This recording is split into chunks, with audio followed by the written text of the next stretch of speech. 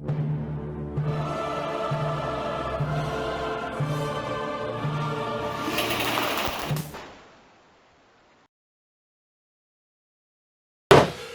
back, I'm Captain Xavier, and I'm joined by...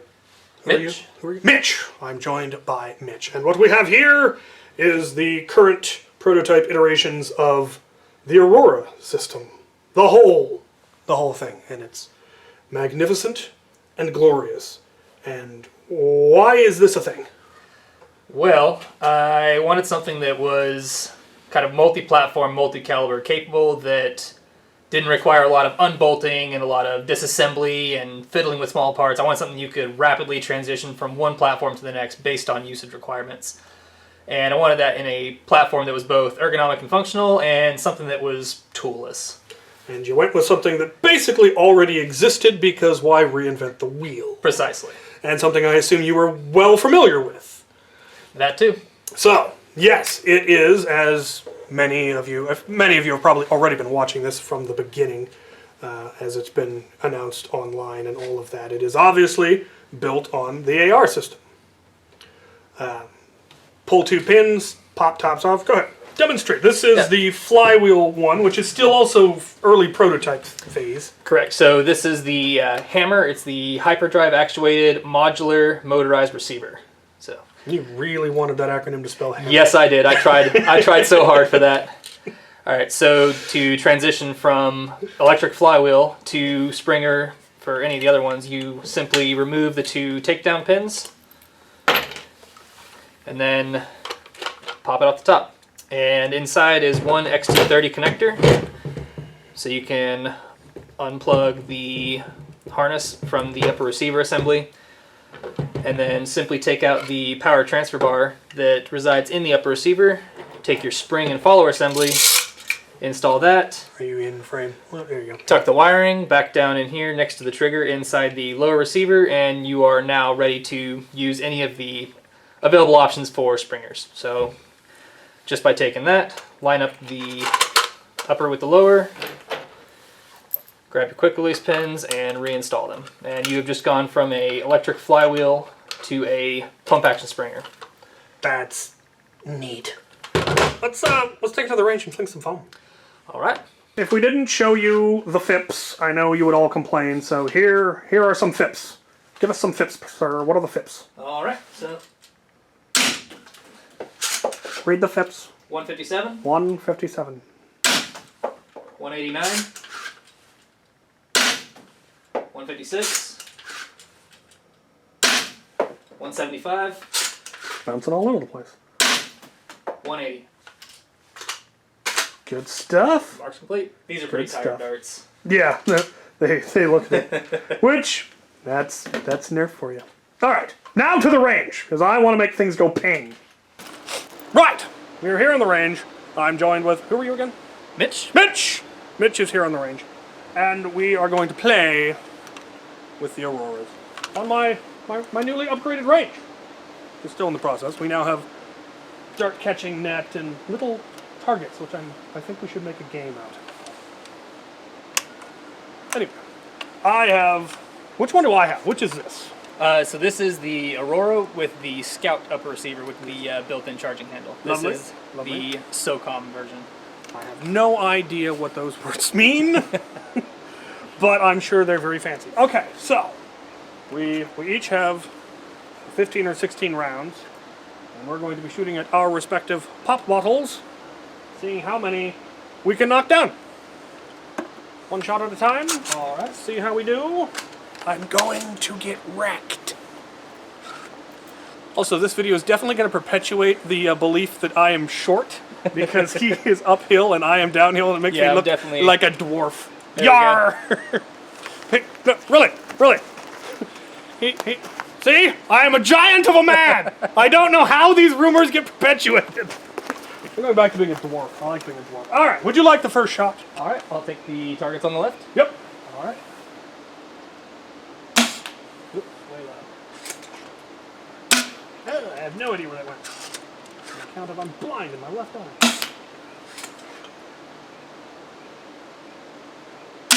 I got one! Not the one I was aiming at, but I got one! Ooh. I'm consistently low. Just. I'm high now. I hit the ping. Bing!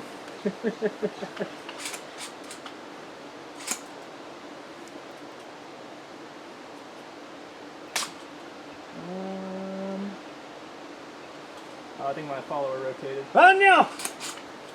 Remedials. So this is the thing we were mentioning of the thing potentially getting out of alignment. Yep, by about. Tisk. Sounds like a design form. Yeah, I got plans for that.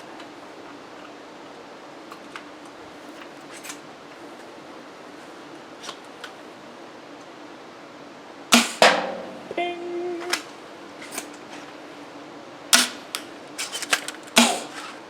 Ow. I'm consistently going between every single one of these. I knocked my pack up! Well, hit the beep prepared to stop. Ah.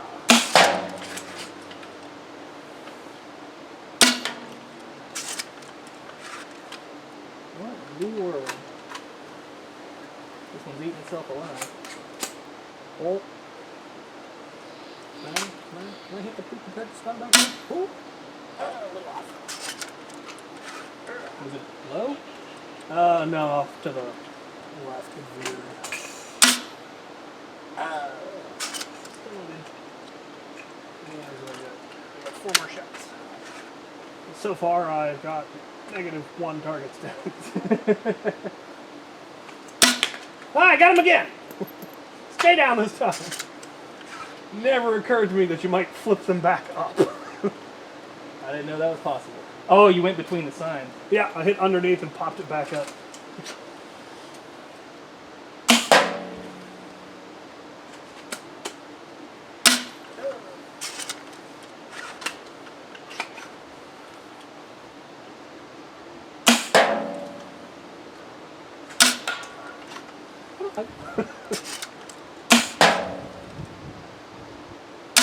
I got one! Ah, round complete. In between. They're wily little targets. Ping! That's it. Well. Well, those are fun. I was afraid that something this powerful would break them, but apparently not. So, the design is solid. Yeah. What also impresses me is that I stood those up yesterday and none of them fell down during the night. So apparently the wind will not knock them over as I was afraid, which was the whole... So you can't blame it on the wind when you... Yeah. Okay, alright. Also, despite the fact that I think we both hit the frame numerous times, they didn't fall over. So I am pleased with my little bottle target design. That was fun. Alright, let's try a different upper. Alright. I want the one with the angled foregrip because my hand kept slipping off of this one. Does this have a different spring in it than the other one did? No, it does not. Okay. We can swap springs if you want. I have a box of extras. I'm pitching. Oh, this one's cracking on. Fancy light. I'm not sure now it fires.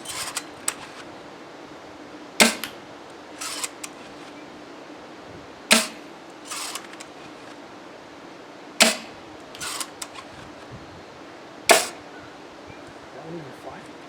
I didn't see anything come out.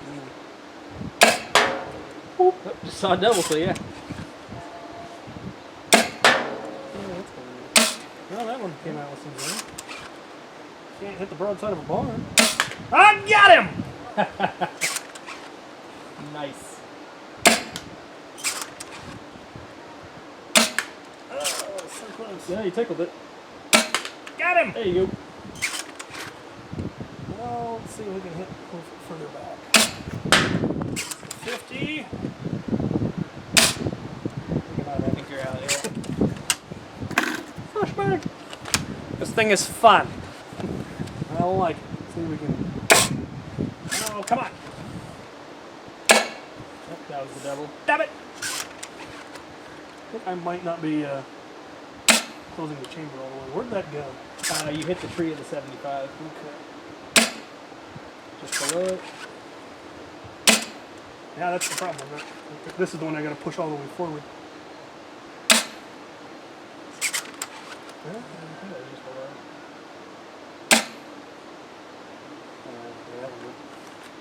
These are fun. What else do we got? We can go... rockets. Rockets? Rockets.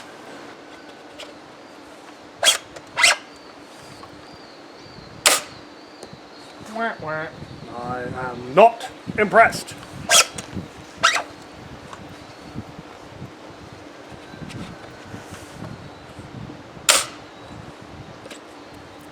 Lovely, lovely. Works beautifully.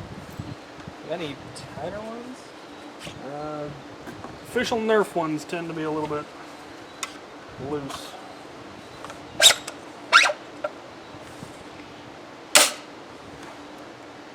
Might need a different barrel.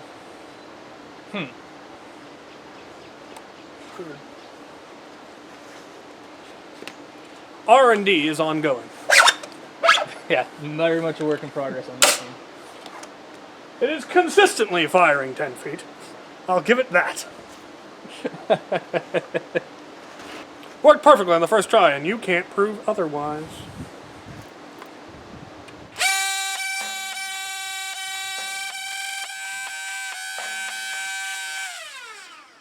That is angry sounding, but fun. I so want to get something with a solenoid pusher because I like the recoil. Now with more recoil. And I hit stuff. That is fun. That's all she wrote. You want another one, or? No, I'm good. That's unpleasantly loud. Yeah, it is ferociously loud. All right, back to the table. We shall talk about this. We're back. We obviously filmed that out of order. You didn't need to know that, but now you do. But you may have noticed that nothing seems to have moved. Anyway, having now fired them, these things are bricks. They're solid as a rock. They are. One using the PLA Plus and then pretty much 100% infill. There is no slop anywhere. There is no rattle. There is no flex. There's nothing. It's glorious. Now the current one, this is essentially it's uses a solenoid, but it's semi-automatic. Rev trigger is in the lower part of the grip, which I've never seen on any other blaster before, and is surprisingly comfortable, as it turns out. I like that. And that's what the XT60 connector is connecting. It's so that it turns on the flywheels, and then that transfer bar is so that this trigger now activates the solenoids switch. Correct. It essentially takes the place of the catch mechanism for the Springer. That's what's neat, is it sits in the same place as your catch does. It's the modularity of this system is amazing. Now, you said you had plans to make a much fancier, smarter upper. Yes. So right now the connection point is based off this XT30, and when you reassemble it from Springer to electric, you got to kind of tuck it down in next to the trigger assembly, which is kind of tedious and a bit of a hassle. So what I'm looking at is the spring-loaded contact connectors. So when you have the receivers together, they'll make electrical contact, but just by pulling these pins and separating them, that contact will be broken. You won't actually have to physically disconnect electrical harnesses. Yeah, that would be much, much nicer. And then the upper, you were looking at ones that involve a board, and yes, that would allow you to then do burst fire, full auto, semi-auto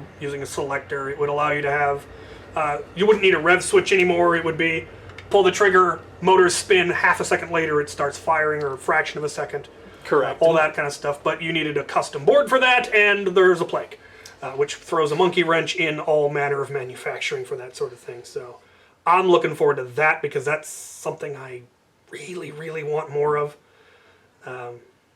Trying to bring the wiring up to modern specs. Wiring, there's all that. There's so much we can do in this hobby that we couldn't do now when we discovered, wait, we can get manufacturing. It's fairly cheap if you buy a large enough group, or if you find the right small company that's willing to do small orders. But plagues. Exactly. So let's take a look at all the different uppers you have for the spring side. All right, so get this out of here. On the spring side, we'll start with this one since it's installed. This is the Scout upper receiver. This one actually has a functioning charging handle built into the top of the upper receiver, and it works independently of the pump. on the upper, so you can prime it with the pump, chamber around, and fire just like normal. Or if you want, you can use the rod here, just deprime the blaster. You can use it to prime it in. If you want to brace up against your chest, up against your shoulder, if you have a handful of something or gear is preventing it. Just giving you different options for how to manipulate the controls on this thing. And I went with the carrying handle and the A2 front side post just kind of for aesthetics. So moving on from this one, this is actually the most recent one that I've designed. We can pull the pins, and again, just by swapping like that, we can go to the Scout. Now currently I don't have the... What was that? What was... I thought that was the Scout. Or sorry, Scout. This is the, yeah, my bad, this is the carbine. So all we have to do, I'm going to steal one of these because I was short one priming rod. And pull the plunger out of the back of the Scout, stick it in the carbine, reinstall the sear. Normally you wouldn't have to do all that, you'd have one for each one, but like you said, he was short one. Yeah, it's... Which happens in manufacturing. I've got so many of these put together. I've been swapping parts back and forth. So... just like that, you've now swapped it. Now this is the cleaner version. This has kind of less of the greebles and stuff on it. This is pump action, iron sights, clean on the sides, and all you have is one Picatinny rail on the top. This is about as basic and simple as it gets, but again, this is also the lightest configuration out of all of these assemblies. Yeah. Not really much else to talk about with this one. So we're going to go ahead and... Wait, actually, the barrel on that one, is that have the scar barrel, or is that a different one? Yeah. No, this, so all of these faux suppressor lookalikes that are on the end of these are actually designed with clearance meant to fit the worker slip-on scar barrel that nests... Short to the shoulder. There we go. Nests right inside the end of it there. There we go. So, no, stuff falling out. Yeah, so... neat. Now this isn't any kind of a remotely functional suppressor. It's purely cosmetic to hold that? Yeah, purely cosmetic, just to protect the end of the barrel and the scar, yeah. There's been some discussion about that recently, which is... Really, all I was trying to do is, I wanted to make it so that if someone were to trip and fall while playing with this, they didn't core sample with their barrel, because these are all the aluminum barrels. Yeah. All right, now we've got the SOCOM. Right. So this is the SOCOM upper. Functionally, it is identical internally to the Scout and the carbine, with the exception of the charging handle rail that runs up inside. Yeah, this one's just got a decorative, just looks neat. It's a non-functioning charging handle kind of designed in there. And again, same as before, for assembly, they just clip together. Now with this one's got more side rail. Yes, this one does have quad rail on the barrel portion here, so this is all standard Picatinny rail. Any attachment you want will fit to this. You could put all the Proud Papas in the world on that. All of them. All of them. This one does have the Picatinny compatible pump grip, which is which works with the angled foregrip that I've designed for it here. Which is I like angled foregrips. I do too. You mentioned a vertical foregrip doesn't work so well with this system on account of torque.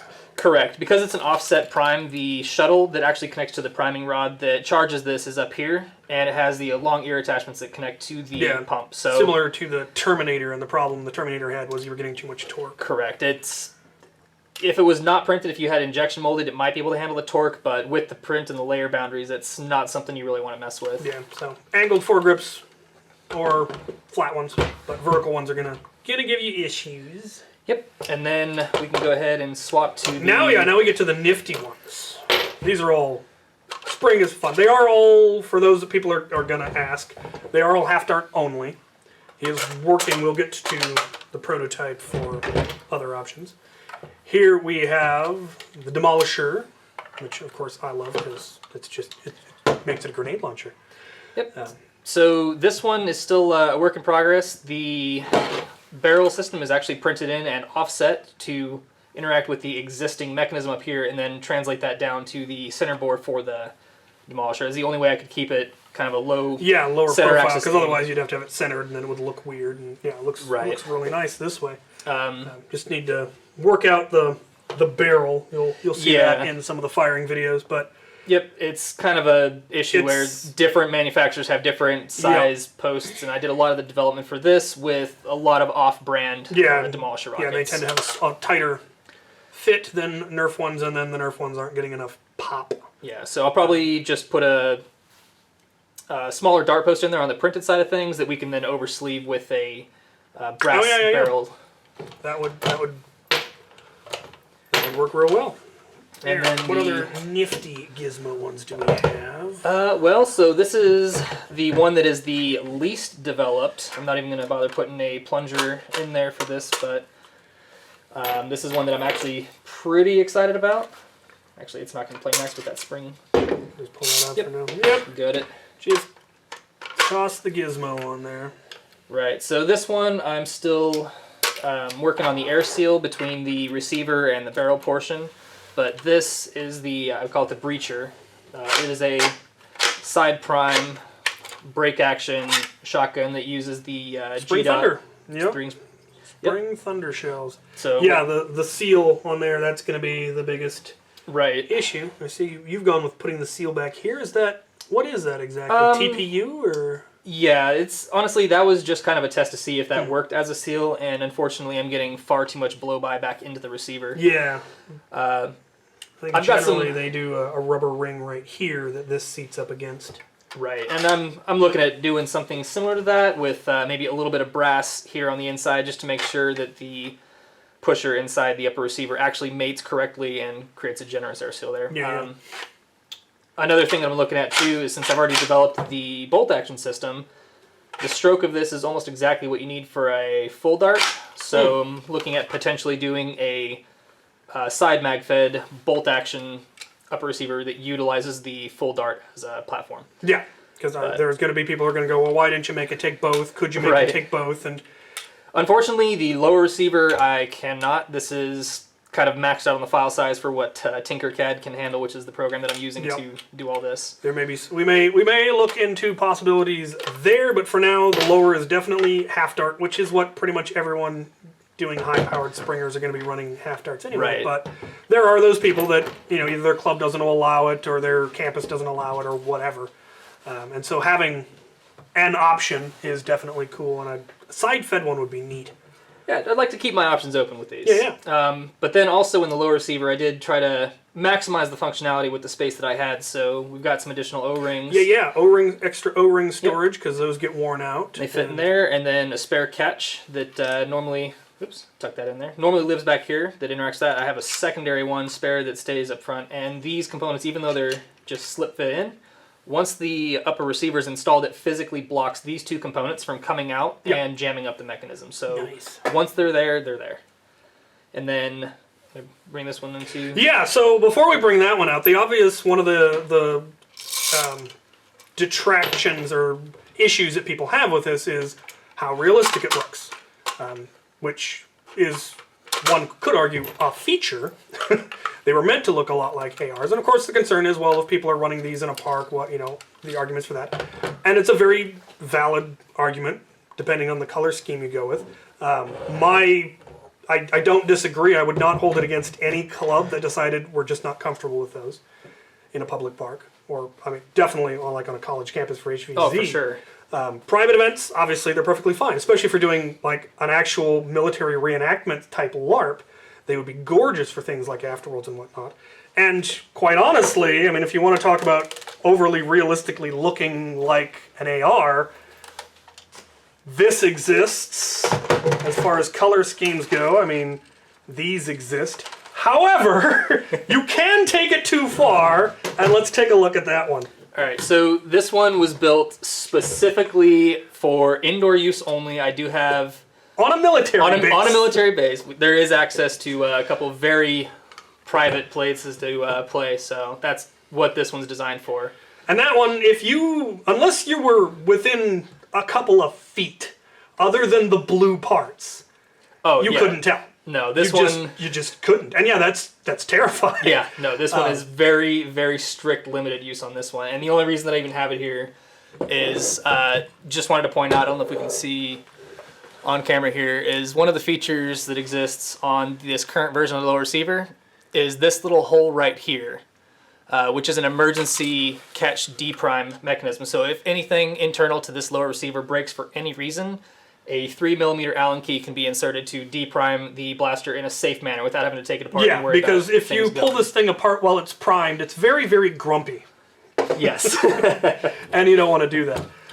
Obviously, the color scheme you've gone with here in the prototyping, that's one of the reasons that people are going, well, there's no orange tip. You're like, it's a prototype. It is. And most of them, you can swap the tip entirely, yes, correct? Because it's a separate part. So, I mean, this could be printed entirely in orange. Yep. That could be printed in orange. This actually fires from the lower barrel, not from that one. But yeah, obviously that could all be orange. These are the colors you had when you started prototyping. They did, and honestly, I was mainly focused on the PLA Plus. This particular filament is the one that I found that worked best for my applications, and it's the strongest, and it's what I had. That being said, for the tips of these, I do have a fully not even the tip, the entire thing is orange for the suppressor for outdoor use. Yeah. This is mainly just because I like taking pictures of it because I like blue and black. Yeah. And then on the performance side of things, one of the many modular features that I have for this. I forgot about this one. So, based on field requirements and game requirements, I know a lot of places have different FPS caps, and you could have multiple games where you would want to change how fast or how slow these things are firing. So, for spring changes, it's as simple as popping off the upper receiver, and you can change the length of spring. And just by going from that one to that one, I just dropped 30 FPS off of what this is capable of achieving.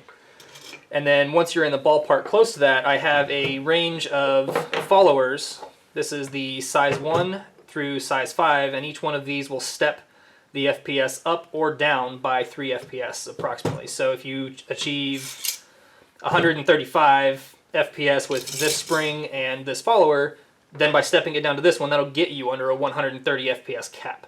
So you can tune what your springs are, what your requirements are, pretty precisely with this system right here.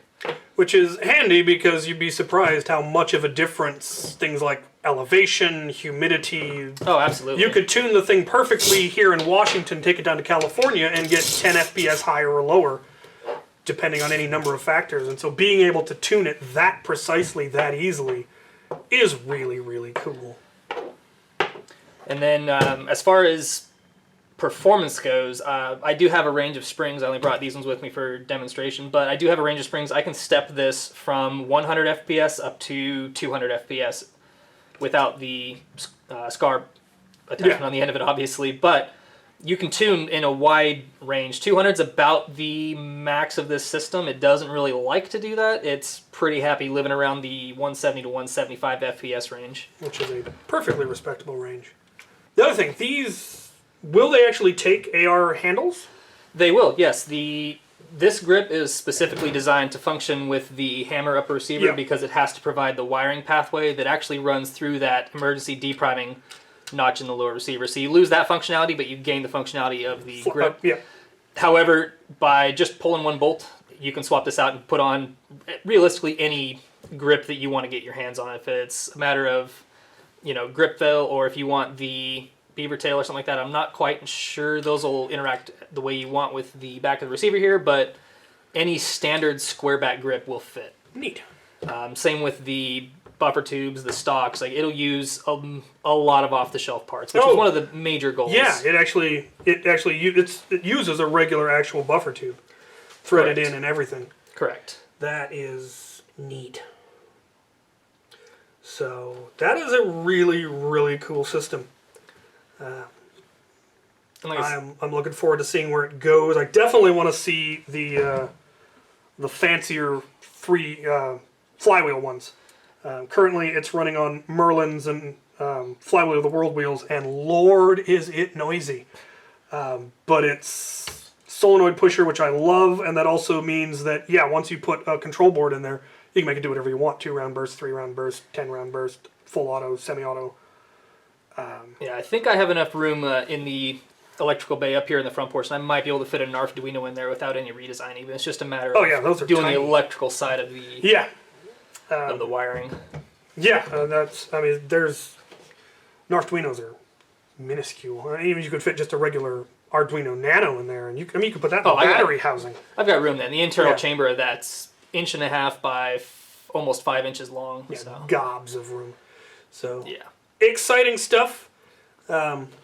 like I said, I definitely understand the concerns that people have about the realism of it, but mostly that is going to be a lot of, well, color and education on how to properly behave in public with something that is potentially scary. And that's a discussion that we've been having of, you know, you really should contact your local police force before having any event in a park. Oh, yeah. Reach out and say hi. Just say hi, because then when they show up and you go, oh, yeah, it's you guys, that really does go a long way. But obviously, if you're not going to make it as colorful as this, then, yeah, like I said, I would not hold it against any club owner that said, no, I'm not comfortable with that. No, nor would I. If I was using this, if I had any idea to use this in a park, which none of my games that I usually attend are anywhere in that kind of setting, I wouldn't go with this color scheme. I would choose something more along the lines of that. that one's just out. No, this lives in my house.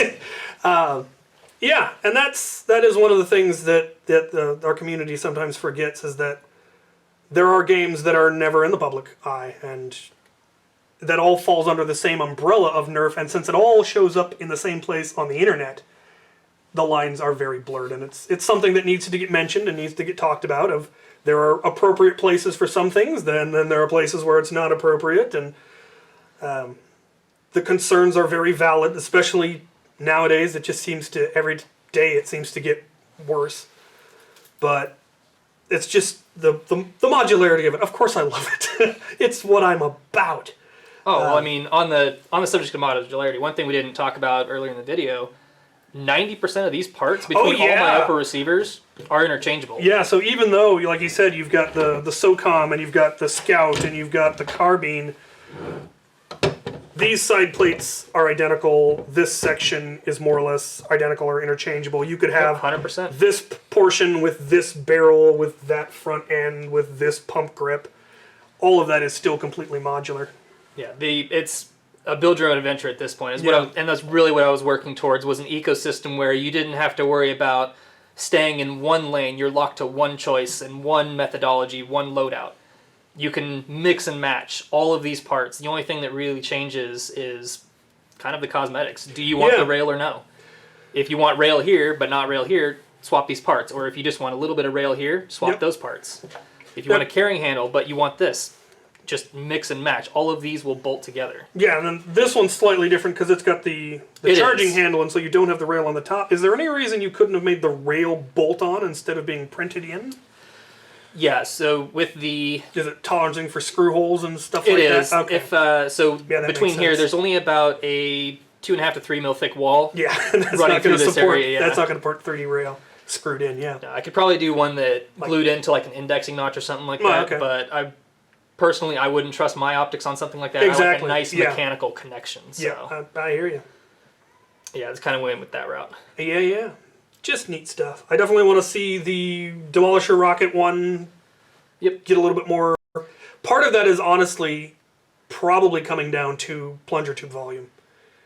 That's not the biggest of plunger tubes. Oh, yeah. And there is a lot of dead space between the plunger tube and the barrel. There's only so much you're ever going to be able to get out of that. But if you could get 30 feet, that would be functional as far as I'm concerned, because you're going to be shooting anything you're shooting a Demolisher rocket at. If they're not 30 feet away, they're just going to wait for it to get halfway there, take a step out of the way, and watch it as it meanders by. But if you could hit a man-sized target at 30 feet, then that's all you ever need out of a Demolisher rocket. Right now we're getting 10. 10, yeah. Need a little bit more than that, but I love the idea. And this one, the being able to take Spring Thunder shells, the fact that people just keep going, oh, that's a neat, those shells are neat, let's make a blaster that fires them, is just cool. Because you could have this, and then you're breaking wind, and even have your Spring Thunder, and they would all use entire the same loadout. Yeah, they all take the same shells, but you've got all the different things. That's just neat. So, I think it's a really cool system. Looking forward to seeing where it goes. So what do you guys think? What are your thoughts? What would you like to see? What are your opinions? Give us some comments. Give us some feedback. I will mention them to him. He can read them on my channel, whatever. And thank you. Absolutely. Thank you guys. Thanks for having me. Run for it. Take the stuff.